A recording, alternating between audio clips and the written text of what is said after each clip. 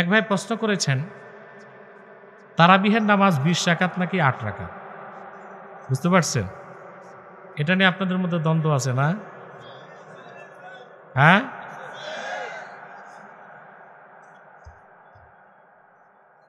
আমি দেখতেছি। আহলে হাদিসকে আহলে হাদিস বলা যাবে না, লামাযহাবী বলতে হবে। বুঝতে পারছেন? কি বলতে হবে?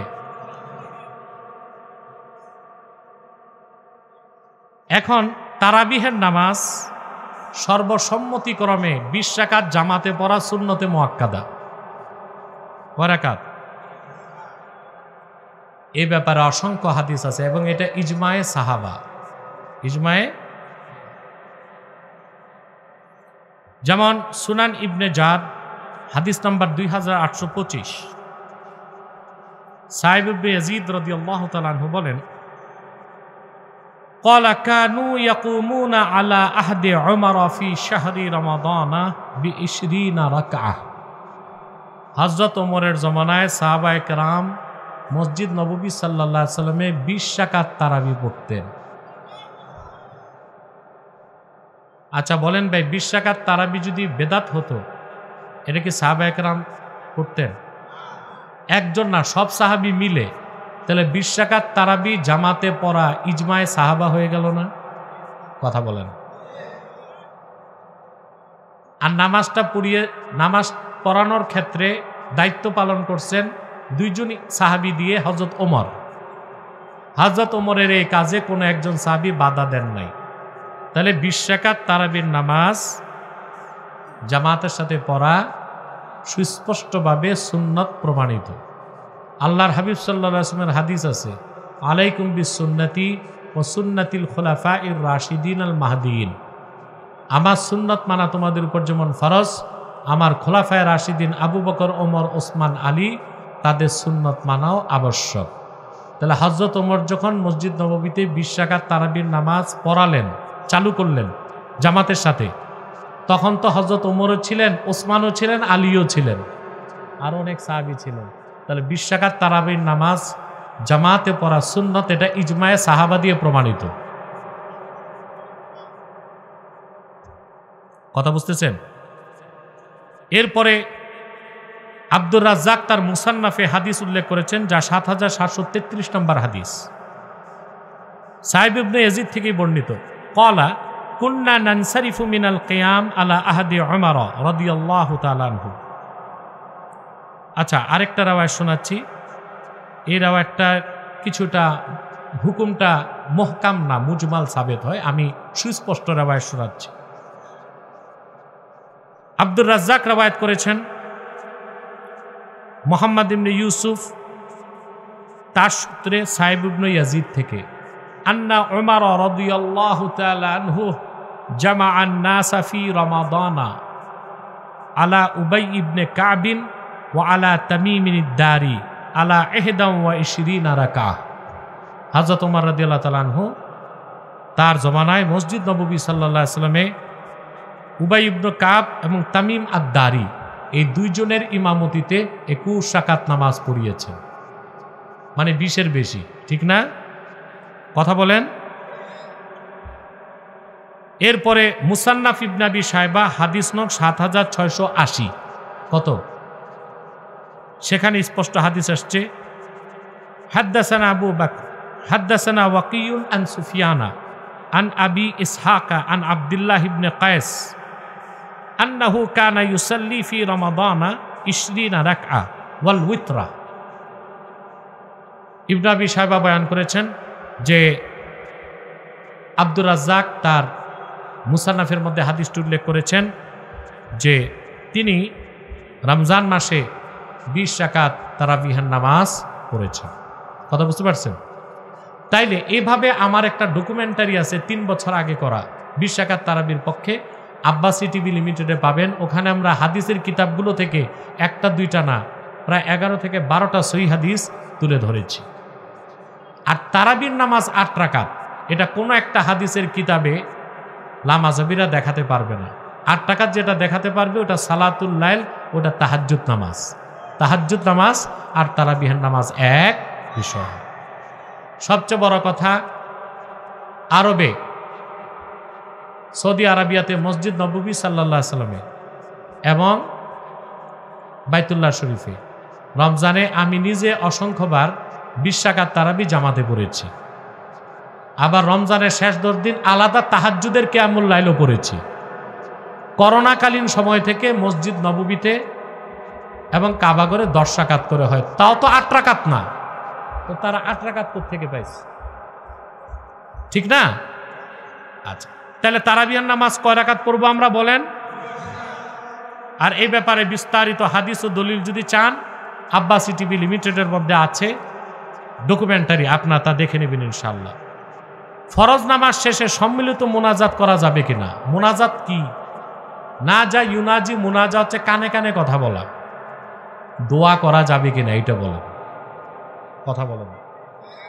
ফরজ নামাজের পর দোয়া করা, এটা আপনাদের প্রশ্ন না? এই ব্যাপারে তো আমার লিখিত কিতাবই আছে আল্লাহর রহমতে, ওটাও দেখে নিতে পারবেন। আমি কিছু আপনাদেরকে দলিল দিচ্ছি যা আপনারা আশা করি বুঝবেন এবং আপনাদের জন্য যথেষ্ট হবে, আমার উত্তরটা আশা করা যায় ইনশাল্লাহ। প্রথম হচ্ছে নামাজের পর দোয়া আছে কিনা, ফরজ নামাজের পর, এইটা হচ্ছে বিষয়। ফরজ নামাজের পর দোয়ার কথা সরাসরি কোরআন শরীফে আছে।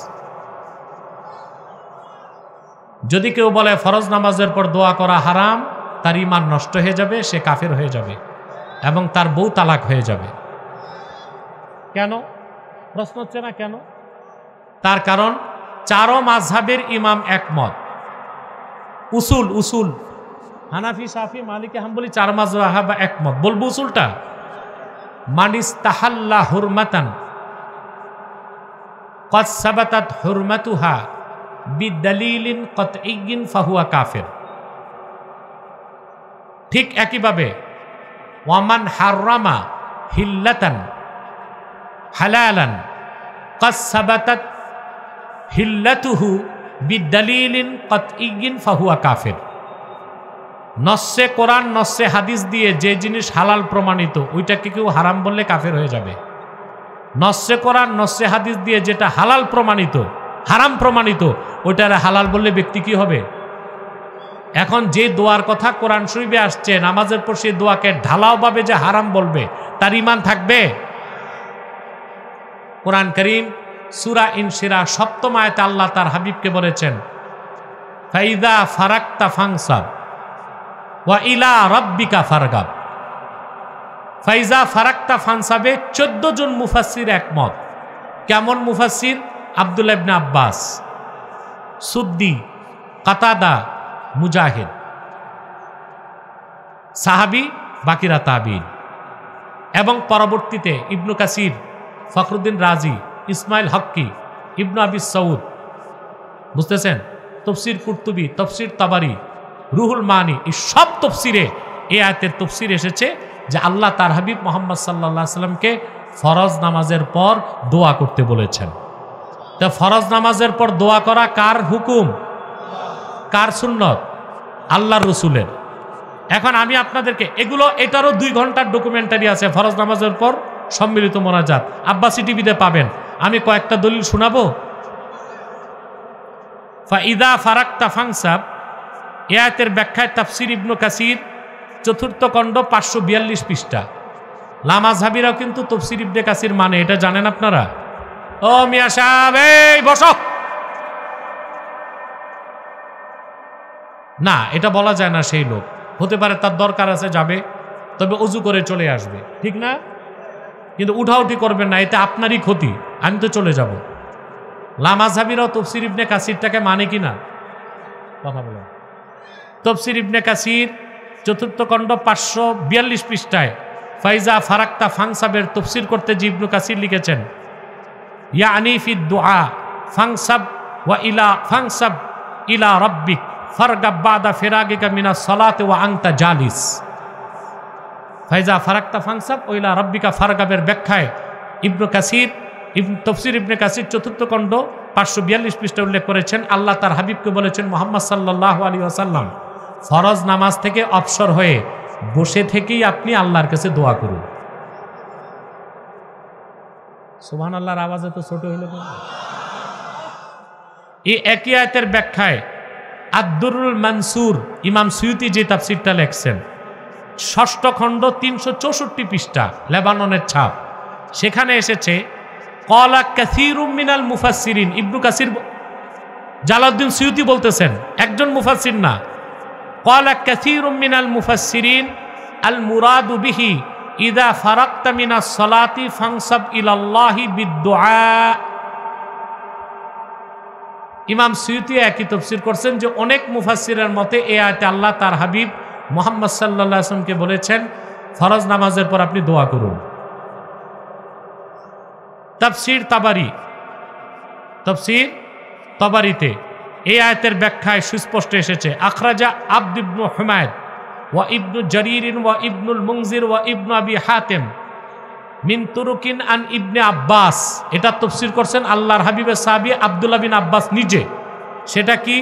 ফি কওলিহি তাআলা ফাইদা ফারাকতা ফানসাব আল আয়া ক্বালা ইযা ফারাকতা মিনাস সালাতি ফানসাব ফিদ দুআ ওয়াসআল ওয়ারগাব ইলাইহি। আল্লাহ তার হাবিবকে আয়াতে বলেছেন, মুহাম্মদ সাল্লাল্লাহু আলাইহি ওয়াসাল্লাম, যখন আপনি ফরজ নামাজ থেকে অবসর হবেন আপনি আল্লাহর কাছে দোয়া করুন এবং সুয়াল করুন। শুধু দোয়া না, আল্লাহকে ডাকেন এবং চান। সুবহানাল্লাহ বলুন। একই আয়াতের তাফসীর ইবনু জারীর এখানে এসেছে ওয়া আখরাজা ইবনু আবি দুনিয়া ফি যিকরি আন ইবনে মাসউদ রাদিয়াল্লাহু তাআলা আনহু ফাইযা ফারাগতা ফানসাব ইলা দুআ ওয়া ইলা রাব্বিকা ফারগাব ফিল মাসআলা। সুবহানাল্লাহ। উনি তো আরো ব্যাপক তাফসীর করছেন যে আয়াতে আল্লাহ তার হাবিব মুহাম্মদ সাল্লাল্লাহু আলাইহি ওয়াসাল্লামকে বলেছেন আপনি ফরজ নামাজের পর আল্লাহর কাছে দোয়া করুন, আর যখন চাইবেন মাসালা তখন খুব বেশি আল্লাহর দিকে মনোনিবেশ করুন। তা নামাজের পর দোয়াও আছে, চাওয়াও আছে। আরো দলিল লাগবে? 14টা তাফসীর থেকে আমার তাখরিজ করা আছে, আমার ডকুমেন্টারিটা দেখবেন। আমি কয়েকটা বলতেছি যে তাফসীরগুলো লামাযহাবীরা অস্বীকার করার ক্ষমতা রাখে। এরপর লামাযহাবীদের কাছে সবচেয়ে প্রিয় তাফসীর ইবনু কাসিরের পর ফাতহুল কাদির ইমাম শওকানি ছিল ইবনু তাইমিয়ার অনুসারী। ফাতহুল কাদির 5ম খণ্ড 667 পৃষ্ঠায় এ আয়াতের তাফসীরে এসেছে, আন ইবনে আব্বাস রাদিয়াল্লাহু তাআলা আনহুমা ফি কওলিহি ফাইদা ফারাগতা ফানসাব আল আয়া ক্বালা ইযা ফারাগতা মিনাস সালাতি ফানসাব ফিদ দুআ ওয়াসআলিল্লাহা ওয়ারগাব ইলাইহি। শওকানির তাফসীর ফাতহুল কাদির 5ম খণ্ড 667 পৃষ্ঠা। এ আয়াতের ব্যাখ্যায় ইমাম শওকানিও লেখছেন, আল্লাহ তার হাবিবকে বলেছেন মুহাম্মদ সাল্লাল্লাহু আলাইহি সাল্লাম ফরজ নামাজের পর আপনি আপনার রব আল্লাহর কাছে চান, দোয়া করুন। সুবহানাল্লাহ বলবেন না? এরকম কয়টা তাফসীরে পাইছি? 14টা। তা ফরজ নামাজের পর দোয়া আছে না নাই? দলিল? এবার হাদিস। ওরা তো কয় আহলে হাদিস, আসলে হাদিস মানে না। এজন্য আমি বলি আহলে হাদিস না, আলগা হাদিস। এবার হাদিসে আসেন। আমি অধম আমার জীবনে ফরজ নামাজের পক্ষে 70টা হাদিস পেয়েছি, ফরজ নামাজের পরে দোয়ার পক্ষে। কতটা? আমি কয়েকটা শোনায় দিই। সুনান তিরমিজি হাদিস নাম্বার 3499। শুনতেছেন? আন আবি উমামাতা ক্বাল কিলা লি রাসূলিল্লাহি সাল্লাল্লাহু আলাইহি ওয়াসাল্লাম আইয়ুদ দুআই আসমা ক্বালা জাওফাল লাইলিল আখির ওয়া দুবুরাস সালাওয়াতিল মাকতুবাত। আবু উমামা রাদিয়াল্লাহু তাআলা আনহু বর্ণনা করেছেন, আল্লাহর হাবিব সাল্লাল্লাহু আলাইহি ওয়াসাল্লামকে জিজ্ঞেস করা হয়েছে কখন দোয়া কবুল হয় তাড়াতাড়ি। আল্লাহর হাবিব সাল্লাল্লাহু আলাইহি ওয়াসাল্লাম বলেছেন গভীর রাতের শেষে আর প্রত্যেক ফরজ নামাজের পরে। এখানে বহু বচন আসছে, as-salawatil maktubat, অর্থাৎ প্রত্যেক ফরজ নামাজের পরে দোয়া করলে দোয়া কবুল হয়। তো ফরজ নামাজের পর দোয়া আছে না নাই? এবার আসেন সুনান আবি দাউদ হাদিস নাম্বার 1512। কত? আন আয়েশা উম্মুল মুমিনিন রাদিয়াল্লাহু তাআলা আনহা আন্না নবিয়্য সাল্লাল্লাহু আলাইহি ওয়াসাল্লাম কানা ইযা সাল্লামা ক্বালা আল্লাহুম্মা আনতাস সালাম ওয়া মিনকাস সালাম তাবারাকতা ইয়া যাল জালালি ওয়াল ইকরাম। আবু দাউদ শরীফ 1512 নম্বর হাদিস। আম্মা জান আয়েশা বলেন আল্লাহর হাবিব সাল্লাল্লাহু আলাইহি ওয়াসাল্লাম যখনই নামাজে সালাম ফিরাতেন, সালামের আগে না, ওরা আবার অপব্যাখ্যা করে যে আল্লাহর হাবিব দোয়া করতেন সালাম ফিরানোর আগে। আমরা তো দোয়ায় মাসুরায় ওই দোয়া করি না, আসছে সালাম ফিরানোর পরে। আল্লাহর হাবিব সাল্লাল্লাহু আলাইহি ওয়াসাল্লাম দোয়া করতেন, বলতেন আল্লাহুম্মা আনতাস সালাম ওয়া মিনকাস সালাম তাবারাকতা রাব্বানা ওয়া তাআলাইতা ইয়া যাল জালালি ওয়াল ইকরাম। সুনান নাসাই 1522 নম্বর হাদিস, মুআজ ইবনে জাবাল বলেন আল্লাহর হাবিব নূর নবীজি মুহাম্মদ সাল্লাল্লাহু আলাইহি ওয়াসাল্লাম তাকে উপদেশ দিয়েছেন, হে মুআজ, তুমি সব নামাজের পর এই দোয়াটা করা কখনো ছাড়বা না। প্রত্যেক নামাজের পর একটা দোয়া শিখাচ্ছি, কখনো ছাড়বা না। আল্লাহুম্মা আইন্নি আলা যিকরিকা ওয়া শুকরিকা ওয়া হুসনি ইবাদাতিক। নাসাই শরীফ হাদিস নাম্বার 1522। শুনতেছেন? তা নামাজের পর দোয়া আছে না নাই? কথা বলেন। কোরআনেও আছে, হাদিসও আছে। মুসলিম শরীফের হাদিস, আল্লাহর হাবিব সাল্লাল্লাহু আলাইহি ওয়াসাল্লামের খাদেম সাওবান বলেন, আমি দেখেছি আল্লাহর হাবিব সাল্লাল্লাহু আলাইহি ওয়াসাল্লাম আসর নামাজের পর সাহাবায়ে কেরামের দিকে ফিরলেন, তারপর লম্বা দোয়া পড়লেন, লা ইলাহা ইল্লাল্লাহ ওয়াহদাহু লা শারীকা লাহ লাহুল মুলকু ওয়া লাহুল হামদ ইউহয়ি ওয়া ইউমীত ওয়া হুয়া আলা কুল্লি শাইইন কাদির আল্লাহুম্মা লা মানিআ লিমা আ'তাইতা ওয়া লা মু'তিয়া লিমা মানা'তা ওয়া লা ইয়ানফা'ু যাল জাদ্দি মিনকাল জাদ। কত লম্বা দোয়া! মুসলিম শরীফের হাদিস, বুখারী শরীফ, মুসলিম, সিয়াসিত্তা থেকে হাদিস শুনাইলাম কতগুলো, 70টা হাদিস আমি পাইছি, আমি ক্ষুদ্র মানুষ। তারপর যদি কেউ বলে ফরজ নামাজের পর দোয়া নাই, ওটা কি সুস্থ মানুষ? হয় পাগল নয় মুনাফেক। এবার আসেন, হুজুর বুঝলাম ফরজ নামাজের পর দোয়া আছে, তা হাত তুলবো কেন? হাত তোলার দরকার কি? বসে বসে দোয়া করুন। আচ্ছা ভাই, দোয়া যদি মাইনা নাও তো হাত তুলতে সমস্যা কি? মুদির দোকানে গেলে 10 টাকার লবণের পোটলা নিতে হাত পাতো, চেয়ারম্যানের কাছে ডিজিএফ কার্ড। কথা বলেন। দাওয়াতে গেলে হাদিয়ার প্যাকেট, ওই বেলায় হাত পাতার ফতুয়া খুঁজলা না, মালিকুল আমলাক আল্লাহর কাছে দোয়ায় হাত পাতবো কিনা ফতুয়া খোঁজো। এটা কি মুসলমানের কাজ না মুনাফিকের কাজ? যদি নামাজের পর দোয়া থেকে থাকে, দোয়ার আদব হচ্ছে হাত উঠাতে হবে। পরিষ্কার হেদায়েত কিতাবের মধ্যে আসছে আর রাফু সুন্নাতুদ দোয়া, দোয়ার আদবই হচ্ছে হাত তোলা। সুন্নত কি দোয়ার? দোয়ায় যে হাত তোলা সুন্নত, শুধু ইমাম নববী শারহে মুহাজ্জাব কিতাবে 20টা হাদিস আনছে। কয়টা? তিনি বলছেন যাকারতু যালিকা 20 হাদিসান ফি শারহিল মুহাজ্জাব। আমি শারহে মুহাজ্জাব কিতাবে দোয়ায় হাত তোলার পক্ষে 20টা হাদিস জিকির করছি। কথা বলে না। তার নামাজের পর দোয়া থাকলে দোয়ায় হাত তোলা আছে না নাই? দোয়ায় হাত তুলতে যে হবে, এটা আল্লাহর হাবিবের সুন্নত না? দেখেন সহিহ বুখারী হাদিস নাম্বার 1030। কত? আন আনাস ইবনে মালিক রাদিয়াল্লাহু তাআলা আনহু قال انه رفع يديه حتى رايت بياض ابطيه। বুখারী শরীফের হাদিস, হাদিস নাম্বার 1030। আনাস বিন মালিক বলেন আল্লাহর হাবিব সাল্লাল্লাহু আলাইহি ওয়াসাল্লাম দোয়ায় হাত তুললেন, এত উপরে আমি আল্লাহর হাবিবের দুই বগলে নূরের চমক দেখতে পাইলাম। তো দোয়ায় শুধু হাত তোলা আছে না ভালো মতো তোলা আছে? আমাদের দেশে অনেক বক্তা দেখবেন হাত তুলে ঘষে না। দোয়ার আদব সুন্নত কি? কান্দা পর্যন্ত তোলা। সুবহানাল্লাহ। সুন্নত কি? কান্দা পর্যন্ত তোলা। তো দোয়া, নামাজের পর দোয়া আছে না নাই? ওই দোয়া করতে হইলে হাত তুলতে হবে কিনা? কথা বলে না। আসেন বুখারী শরীফ হাদিস নাম্বার 6321। কত? আন ওমর ইবনুল খাত্তাব রাদিয়াল্লাহু তাআলা আনহু كان رسول الله صلى الله عليه وسلم إذا رفع يديه في الدعاء লাম ইয়াহুত্তাহুমা হাত্তা ইয়ামসাহা বিহিমা ওয়াজহাহু। হযরত ওমর বলেন, আল্লাহর হাবিব সাল্লাল্লাহু আলাইহি ওয়াসাল্লামের আদত মুবারক ছিল, তিনি যখন দোয়ায় হাত তুলতেন, সুবহানাল্লাহ, মুখে হাত মুছে হাত নামাতেন। সুবহানাল্লাহ। আমার ভাইরা, সুনান আবু দাউদ শরীফ হাদিস নাম্বার 1486। আর কি বলবো, পৃষ্ঠা সহ বলে দিচ্ছি। ওদের যদি কাঠের চশমা থাকে দেখবেন, আমার মতো ট্রান্সপারেন্ট চশমা লাগবে। ঠিকটা ঠিক মতো কইলা না? আমি তো সব সিয়াসিটটা থেকে বলতেছি না।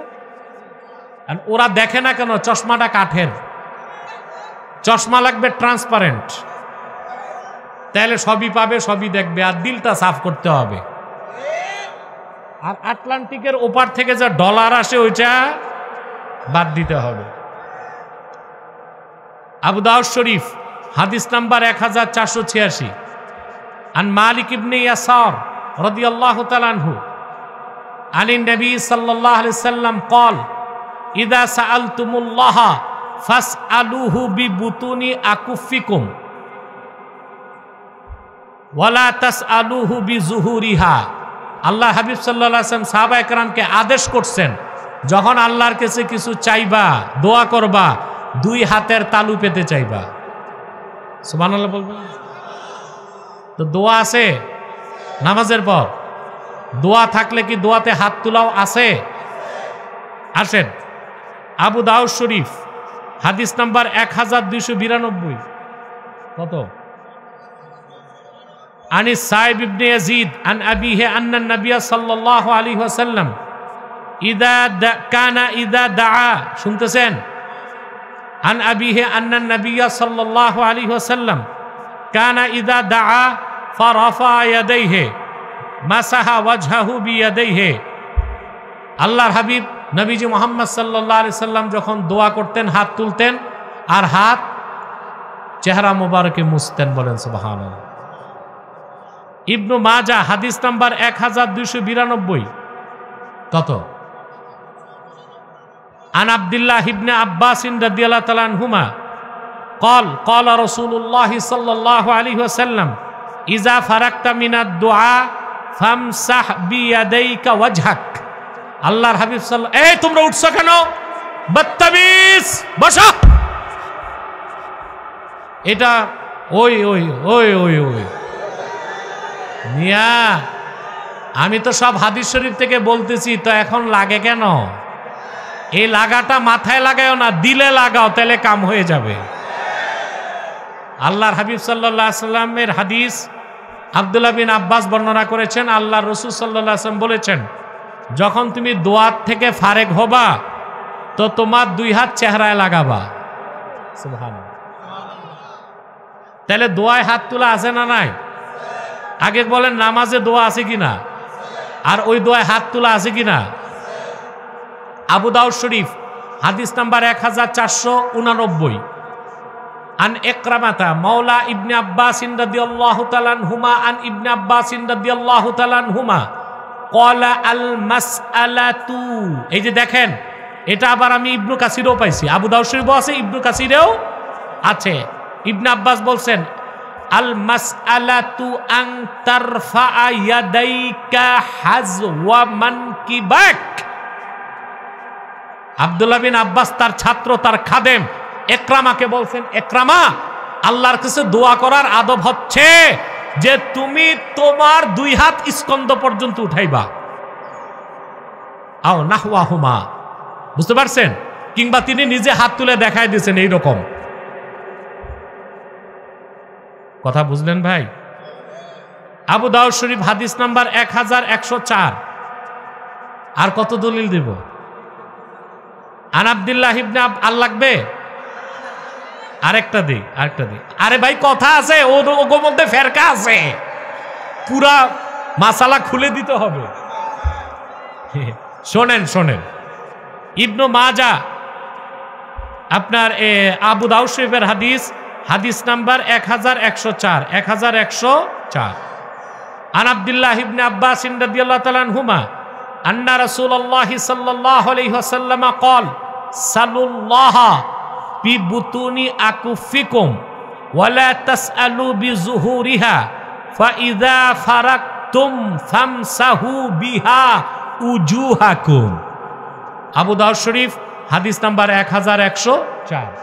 আল্লাহর হাবিব সাল্লাল্লাহু আলাইহি ওয়াসাল্লাম বলেছেন সাহাবায়ে কেরামকে উদ্দেশ্য করে, সালুল্লাহ, আল্লাহর কাছে চাও, বিবুতুনি আকুফিকুম, তোমাদের হাতের তালুসমূহ দিয়ে, সুবহানাল্লাহ।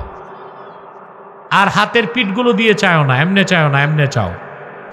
আর যখন তোমরা দোয়া থেকে ফারেক হবা, হাত নামাবা না, বরং হাত দুইটা তোমাদের চেহারা সমূহে মুছবা, সুবহানাল্লাহ। তাহলে নামাজের পর দোয়া আছে? দোয়া থাকলে কি হাত তোলাও আছে? এখন ফেরকা লাগায়, বুঝলাম দোয়াও মানি হাত তোলাও মানি, সম্মিলিত ভাবে কেন?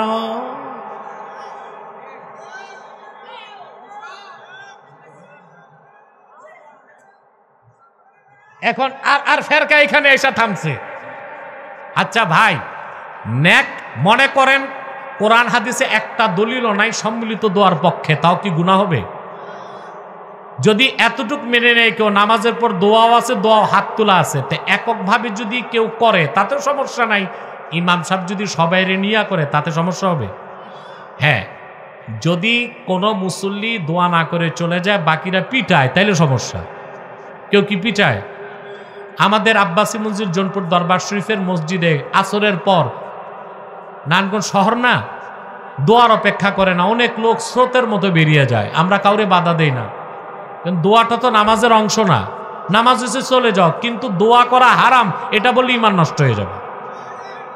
নামাজের পর দোয়া করা সুন্নত, হাত তোলাও সুন্নত, সম্মিলিতভাবেও সুন্নত, এইটা তো মানতে হবে।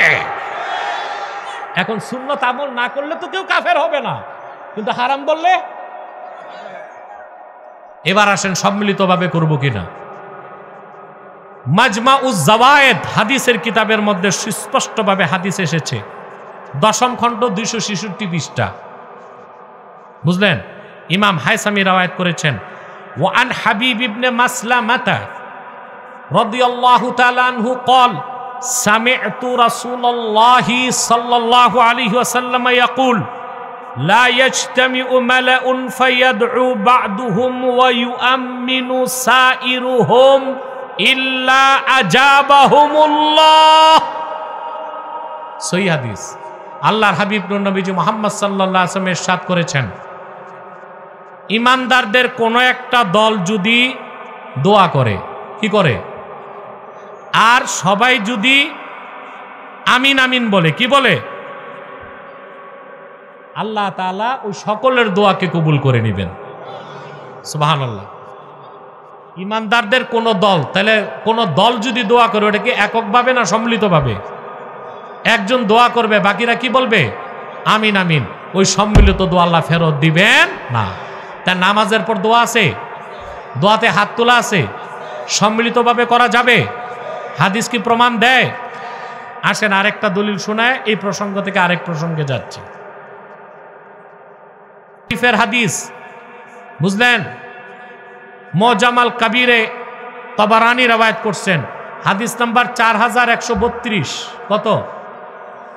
শোনেন, আন সালমান রাদিয়াল্লাহু তাআলা আনহু قال قال رسول الله صلى الله عليه وسلم ما رفع قوم أكفهم إلى الله تعالى يسألونه شيئا إلا كان حقا على الله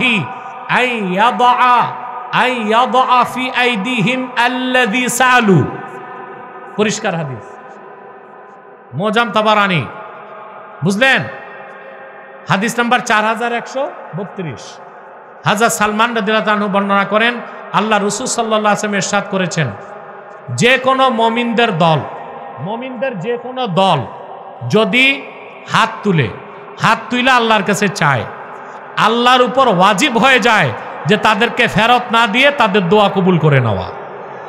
তা নামাজের পর দোয়া আছে না নাই? এককভাবে না সম্মিলিতভাবে? একই বিষয় আল বেদায়া ওয়ান নেহায়া 6ষ্ঠ খণ্ড 361 পৃষ্ঠায় এসেছে। সাহাবায়ে কেরামের এক দল যুদ্ধের ময়দানে গেছেন, বুঝলেন? কথা বলে না।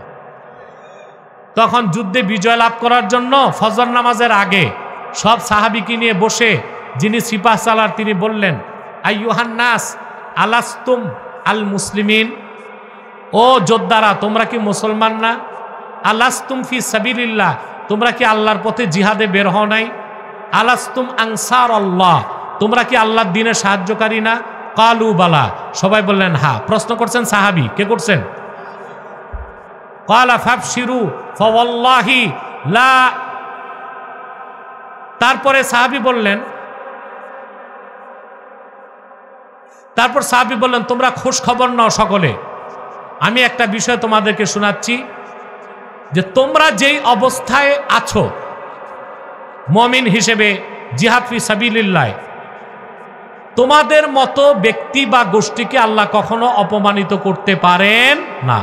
অর্থাৎ অবশ্যই তোমাদের বিজয় হবে, নয় তোমাদের শাহাদাত নসিব হবে। লম্বা হাদিস, আমি অংশটা শোনাচ্ছি মুনাজাতের পক্ষে। ওয়া নুদিয়া বি সালাতি সুবহে হিনা তালা আল ফাজরু ফাসাল্লা বিন নাস। এই বক্তব্য দিতে দিতে ফজর নামাজের টাইম হয়ে গেছে, আজান দেওয়া হলো। সাহাবী সব সাহাবী সঙ্গীদেরকে নিয়ে নামাজ পড়লেন। কোন নামাজ? তারপরে শুনেন আমাদের দলিল। ফালাম্মা কাযা সালাতা জাসসা আলা রুকবাতাইহি ওয়া জাসসান নাস ওয়া নাসাবা ফিদ দুআ ওয়া রাফা ইয়াদাইহি ওয়া ফাআলান নাসু মিসলাহু হাত্তা তালাআতিশ শামস। সাহাবী ফজর নামাজের পর দোয়াতে বসলেন, দোয়াতে হাত তুললেন, সকলে দোয়াতে হাত তুলছে, হাত তুলে দোয়া করা অবস্থায় সূর্য উঠছে। এত লম্বা দোয়া সাহাবী তার সঙ্গীদেরকে নিয়ে করেছেন ফজর নামাজের পরে। তাইলে ফরজ নামাজের পর দোয়া আছে না নাই? হাত তোলা আছে না নাই? সম্মিলিতভাবে দোয়া করা যাবে কিনা? এক প্রশ্নের উত্তরই তো চলে গেল কত সময়। ওরা আরেকটা ফেরকা দিবে, ওটার উত্তরও দিয়ে দিচ্ছে। ওরা বলতে পারে দোয়া করলে যদি হাত তুলতে হয় তো বিপদ আছে। খাবারের পর দোয়া আছে না? তখন যদি হাত তুলে মুখে লাগাই তো ডাইল চাইলে খিচুড়ি। বিবির কাছে গেল দোয়া আছে, তখন হাত তুলবো কেমনে? লুঙ্গি পরার দোয়া আছে না? তা হাত তুলে লুঙ্গি যাবে কই? দোয়া দুই প্রকার। কয় প্রকার? একটা মুতাওয়ারেদা আর একটা গায়রু মুতাওয়ারেদা। একটা হচ্ছে মুতাওয়ারেদা, ওটা কাল ওয়াজিফা কাজেক, যেমন আপনার খাবার পরের দোয়া, বিবির কাছে গেলে দোয়া, কাপড় পরার দোয়া, দুধ খাওয়ার পর দোয়া, আয়না দেখার দোয়া, এগুলো দোয়া মুতাওয়ারেদা, জিকিরের মতো হাত তোলার দরকার নাই। কিন্তু আজানের পর, নামাজের পর, ওয়াজের পর দোয়া, ওটা হচ্ছে গায়ের মুতাওয়ারেদা, অর্থাৎ কা মানজিলাতি সুয়াল, চাইতে হয় আল্লাহর কাছে, এই জন্য তখন হাতও তুলতে হয়। আল্লাহ আমাদেরকে হেদায়েত করুক। এরপর তৃতীয় প্রশ্ন করা হয়েছে, দাফন কাফন সম্পাদনের পর সম্মিলিত মুনাজাত করা যাবে কিনা? দলিল তো অনেক আছে, আমি সংক্ষেপে বলে দিচ্ছি। না, জানাজার নামাজটা হচ্ছে সালাত। এটা কি? মিন ওয়াজহিন সালাত, আবার মিন ওয়াজহিন দোয়া। এক দৃষ্টিতে নামাজ, আরেক দৃষ্টিতে দোয়া। শুধু দোয়া বলা যাবে না, কারণ অজু করতে হয়, ক্যাবলামুখী হইতে হয়, দাঁড়াইতে হয়। আবার শুধু সালাত বলা যাবে না, কারণ রুকুও নাই, সেজদাও নাই। এটা এক দৃষ্টিতে সালাত, আরেক দৃষ্টিতে দোয়া। এই জন্য সালাতুল জানাজার পর যদি কেউ জরুরি মনে না করে দোয়া করে তাতে সমস্যা নাই, তবে কাতার ভেঙে ফেলতে হবে এবং কিছুটা তেলাওয়াত করে তারপরে দোয়াটা করতে হবে। কথা বুঝতে পারছেন? যে এলাকায় দোয়া হয় করবেন, যেখানে হয় না বাড়াবাড়ি করবেন না। কিন্তু কেউ যদি বলে না জানাজার পর আর দোয়াই করা যাবে না, এটা ভুল। কারণ হাদিস শরীফে আসছে, হযরতে আব্দুল্লাহ যুল বাজাদাইন রাদিয়াল্লাহু তাআলা আনহু ইন্তেকাল করছিলেন তাবুক যুদ্ধে, তাবুক ময়দানে। ওনাকে দাফন কবরে রাখার পর আল্লাহর হাবিব সাল্লাল্লাহু আলাইহি ওয়াসাল্লাম দোয়া করছেন, আল্লাহ আমি আজকে রাত পর্যন্ত তার উপর রাজি ছিলাম, ফারদা আনহু, এখন তুমি তার উপর রাজি হয়ে যাও। এটা কি দোয়া ছিল না? দোয়া করা যেতে পারে। আরো অনেক দলিল আছে, আজকে সময় সংক্ষেপ, আমি আর বলছি না। শবে বরাত ও শবে মেরাজ উপলক্ষে মিলাদ করা যাবে কিনা? মিলাদ শরীফ তো যে কোনো ভালো সময় ভালো অবস্থানে পড়া যাবে, কিন্তু শবে মেরাজ আর শবে বরাত উপলক্ষে করা যাবে কিনা এটা একটা প্রশ্ন। লাইলাতুল মেরাজ বা শবে মেরাজে নির্ধারিত কোনো নামাজ নাই, আমল নাই, কিন্তু ১৫০০ বছর আগে মুহাম্মদ সাল্লাল্লাহু আলাইহি সাল্লাম মেরাজের রাতে ধুলক বুলক ছাড়িয়ে সাত আকাশ পেরিয়ে সিদরাতুল মুনতাহার উপরে আরশুল্লাহিল আজিমে যে আল্লাহ দিদার লাভ করছেন, সে অবসরণীয় রাতের স্মরণে মেরাজের রাতে যদি আমরা তাহাজ্জুদ পড়ি, নফল পড়ি, মিলাদ কিয়াম করি, এটা অবশ্যই মুস্তাহাব কাজ বলে গণ্য হবে, হারাম বলার কোনো সুযোগ নাই। মিলাদ ও কিয়াম করা যাবে কিনা, এটা একটা প্রশ্ন। এরপর আরেকটা প্রশ্ন আসছে খ্রিস্টানদের বিরুদ্ধে, এটার উত্তর হয়ে গেছে। এখন আসেন ভাই, মিলাদ বলতে কি বুঝেন এটা তো আগে বুঝতে হবে, ঠিক না? তারপর কিয়ামটা বুঝাই। মিলাদ শব্দের অর্থ হচ্ছে ওয়ালাদা ইয়ালিদু, ওয়ালাদা থেকে মিলাদ হচ্ছে জন্ম বৃত্তান্ত, আর মিলাদুন নবী মানে আল্লাহর হাবিবের জন্ম বৃত্তান্ত আলোচনা করা, ঠিক না? কথা বলে না। আল্লাহর হাবিবের জন্ম বৃত্তান্ত আলোচনা করতে হলে বসতে হবে, কথা বলেন। আলোচনা কি একা একা হয় না জামাত লাগে? তা আল্লাহর হাবিবের জন্ম বৃত্তান্ত আলোচনা করার জন্য লোকজন ডেকে অজু অবস্থায় পবিত্র সুরতে, পবিত্র হালতে আল্লাহর হাবিবের জন্ম বৃত্তান্ত আলোচনা করাটাই মাহফিলে মিলাদ। এটা কোরআনেও আছে, হাদিসও আছে। আচ্ছা ভাই, এই কোরআন শরীফে কি ঈসা নবীর জন্ম বৃত্তান্ত নাই? সূরা আলে ইমরানে আল্লাহ ঈসা নবীর জন্ম বৃত্তান্ত আলোচনা করছেন না? কথা বলেন। কি দিয়ে শুরু করছে? যে মারিয়ামের বিয়ে হয় নাই, মারিয়ামকে সে জিবরিল ফু দিয়েছেন আল্লাহর হুকুমে, স্বামী ছাড়া মরিয়মের পেটে ঈসা আসছে। কথা বলেন। তারপর হযরত ঈসা যখন দুনিয়াতে আসবেন, মরিয়মের ব্যথা শুরু হয়েছে, ঠিক না? তারপরে পুরা জন্ম বৃত্তান্তটা ঈসা নবীর আল্লাহ কোরআনে করছেন না? তো কোরআনে যদি ঈসা নবীর মিলাদ থাকে, তারপরে হযরতে ইয়াহিয়ার মিলাদ নাই, জন্ম বৃত্তান্ত নাই, কথা বলেন। পূর্বের নবীদের জন্ম বৃত্তান্ত নাই, তো কোরআন নাজিল হলেও যে নূর নবীজি মুহাম্মদ সাল্লাল্লাহু আলাইহি ওয়াসাল্লামের উপর, ওনার মিলাদ কোরআনে থাকবে না, এটা জাহেল আর পাগল ছাড়া কেউ বলতে পারে? লাকাদ জাআকুম রাসূলুম মিন আনফুসিকুম, এই আয়াতের ব্যাখ্যায় সব মুফাসসির আল্লাহর হাবিবের জন্ম বৃত্তান্তের হাদিসগুলো এনেছেন। তাহলে কোরআন শরীফে আল্লাহর হাবিব মুহাম্মদ সাল্লাল্লাহু আলাইহি ওয়াসাল্লামের মিলাদ আছে। হাদিসের কিতাবে কি পরিমাণ আছে? তিরমিজিতে একটা বাবই আছে, বাবু মা জা আফি মিলাদিন নবী। ইমাম বাইহাকি দালাইলুন নবুয়াতের এদিক তাকান, ইমাম বাইহাকি দালাইলুন নবুয়াতের প্রথম খণ্ডে মিলাদ, আল্লাহর হাবিবের মিলাদের উপর 4টা পরিচ্ছেদ এনেছেন। কয়টা? ইমাম সুয়ুতি মিলাদের উপর একটা কিতাবই লেখছেন, হুসনুল মাকসাদ ফি আমালিল মৌলিদ। অতএব আল্লাহর হাবিব মুহাম্মদ সাল্লাল্লাহু আলাইহি ওয়াসাল্লামের মিলাদ পড়া খুব বড় ইবাদত, নেক কাজ, সুন্নতে সাহাবা। কথা বুঝতে পারছেন? এখন বলতে পারে কাইফিয়াত কি হবে, মিলাদ পড়ার কাইফিয়াত কি হবে? অর্থাৎ আমরা যে কাইফিয়াতে পড়ি, সাহাবা একরাম কি এই কাইফিয়াতে পড়তেন কিনা, এইটা একটা প্রশ্ন, ঠিক না? আচ্ছা ভাই, এই যে তাফসিরুল কোরআন মাহফিল ব্যানারে লেখেন, আপনারা লেখেন না? কথা বলেন। তা আমরা ১৫০০ বছর পরে কাইফিয়াতটা কি বানাইলাম? কাইফিয়াত হচ্ছে আমরা প্রথমে দাওয়াত করি বক্তা, ঠিক না? এরপর আমাদের কাইফিয়াত কিছু বেসরা আছে, যেমন বক্তা আগে কন্ট্যাক্ট করবে। কি করবে? কন্ট্যাক্ট করবে যে আমার তো 1 লাখ টাকা কমে যায় না কোথাও, আপনি 80 দিয়েন। তার না, হেলিকপ্টারে আমি শিখাইছি বক্তাদের বাংলাদেশে চলা, এটা দরকার আছে আমার। এই বাংলাদেশের মৌলবীরা হেলিকপ্টারে মাহফিলে যাওয়া আলহামদুলিল্লাহ আব্বাসির কাছেই শিখছে। একটা টাইমে সমালোচনা করতো আমার, উনি হেলিকপ্টারে চলে কেন? যেগুলো সমালোচনা করছে সবগুলি হেলিকপ্টারের লেন্সা ধরছে।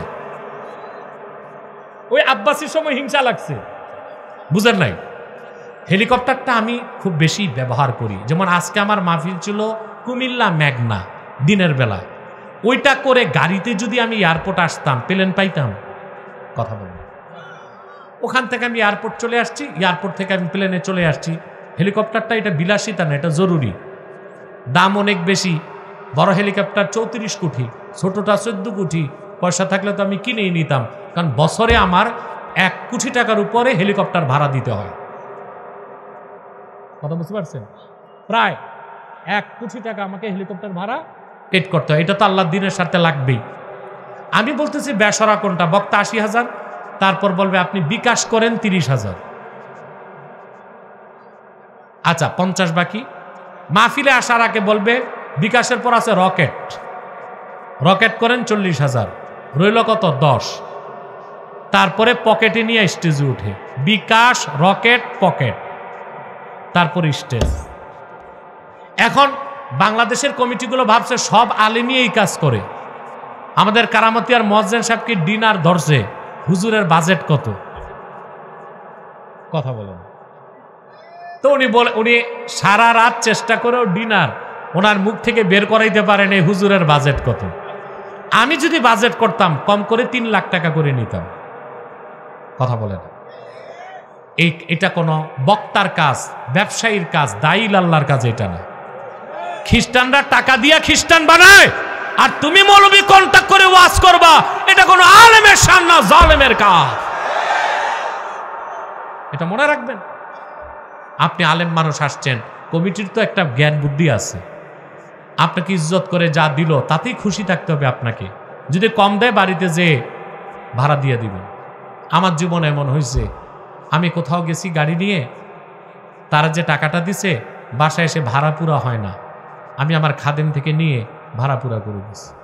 আমি তখন একটু কষ্ট লাগছে মনে, ওদের কি বিবেক নাই?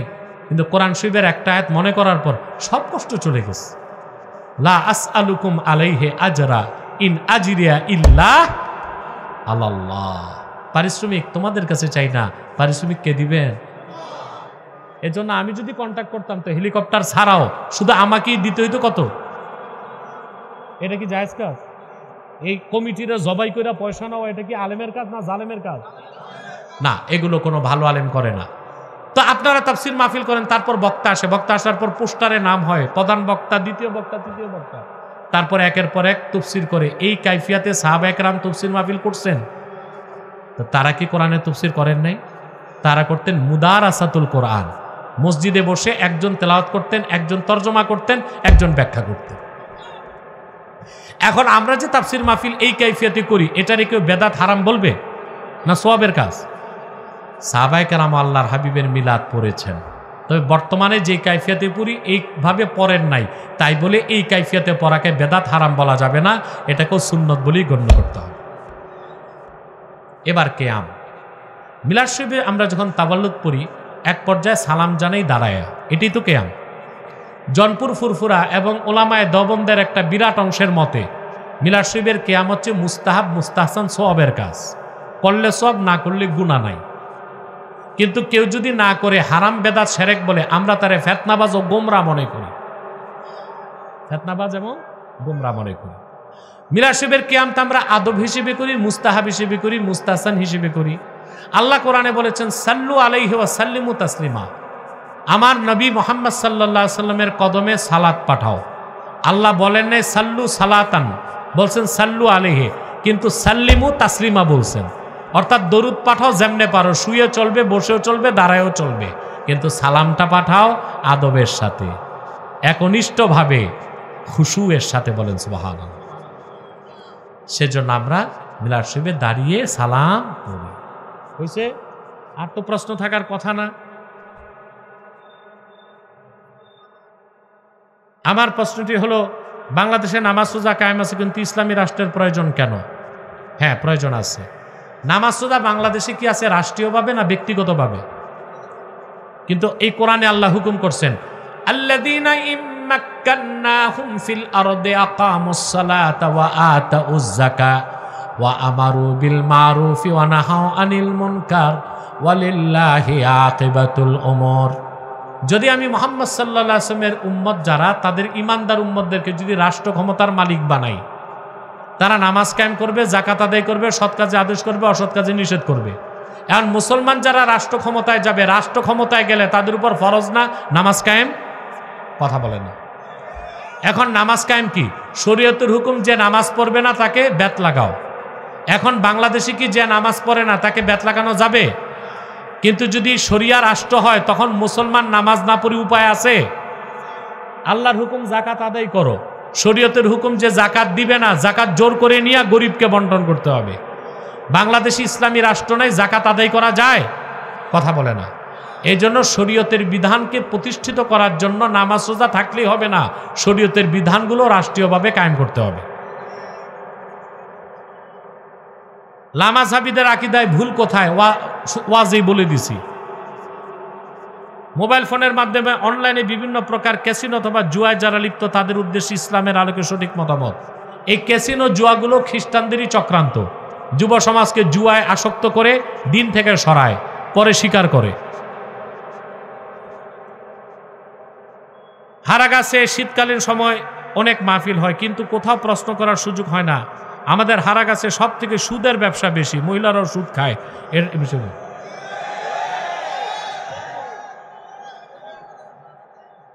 আকলু দিরহাম মিনার রেবা আসাদ্দু মিন সালাসিন ওয়া সালাসিনা জানিয়া।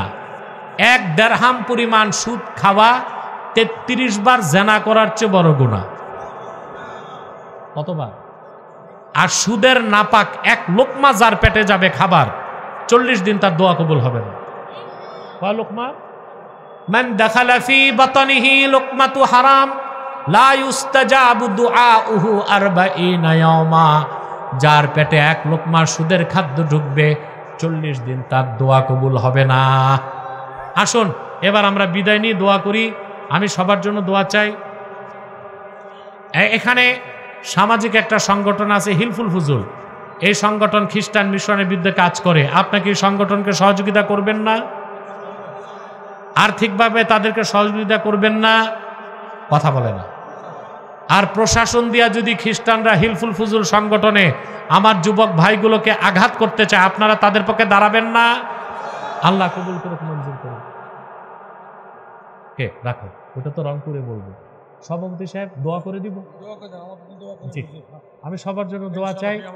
আমি এখানে এমদাদুল হক সাহেব দোয়া চেয়েছে, আমাদের সভাপতি দোয়া চেয়েছে, ডিনার দোয়া চেয়েছে। সবার জন্য দোয়া করবেন। কারামতি আর মুয়াজ্জিন, হ্যাঁ জি, গরিবের জন্য দোয়া তো ঠোঁটে না, মনে করি বেটা। কথা বলেন, গরিবের দোয়া কোত্থেকে হয়? হৃদয় থেকে। ওটা বলতে হবে না। সবার জন্য দোয়া হবে। আমাদের কারামতিয়ার সম্মানিত মুয়াজ্জিন সাহেব আলহাজ আব্দুল মমিন সাহেব এসেছেন। আমার এখানে আসার পিছনে ওনার কি বলে এটা, ওনার মানে উনি আমাকে প্রলুব্ধ করেছেন এখানে আসতে। তার জন্য খুব বেশি দোয়া করবেন। আল্লাহ কবুল করুক, মঞ্জুর করুক।